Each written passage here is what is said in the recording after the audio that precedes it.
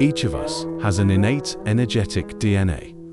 It determines our different affinities with the 8 fundamental directional energies of the universe.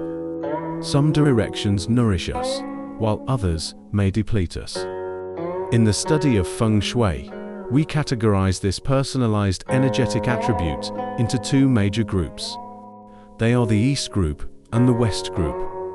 This classification originates from the Ming Gua, or Kua number, we talked about before. Once you have calculated your Kua number, you'll belong to one of these 2 groups. Chart appears on screen. The East group includes people with Kua numbers 1, 3, 4, and 9.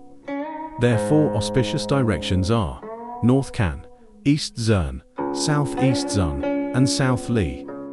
The West group includes people with Kua numbers 2, 6, 7, and 8. Their 4 auspicious directions are Southwest Kun, Northwest Kion, West Dui, and Northeast Gen. Finding your group is like finding your personal energy charging stations. Consistently aligning the most important activities of your life with your auspicious directions can help you achieve success, health, and harmony more effortlessly, as if you have the universe's full support. So, where are the most crucial areas to apply this knowledge? In the 2 places where you spend the most time every day, your bed and your desk. Rule 1. Adjust the direction of your headboard. This is the most important application. During sleep, our bodies are in their most open and receptive state.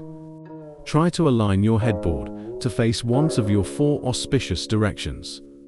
East group people should prioritize facing east, south, north, or southeast. West group people should prioritize facing west, northwest, southwest, or northeast. Rule 2. Optimize your sitting direction for work and study. When you are working or studying at your desk, try to have your sitting direction, which is the direction you face, be one of your auspicious directions. This can help you concentrate better and receive more inspiration and support. The wisdom of the East and West groups is a key step for Feng Shui to evolve from a science of the environment to a science of the individual. It teaches us that the best Feng Shui is always people-oriented Feng Shui. Find the direction that best suits you, and then welcome the favorable wind that is meant for you. May you walk in harmony with the Tao, and may all your endeavors unfold with ease. In our next episode, we will explore a special energy field in the home, the bathroom. Thank you for watching.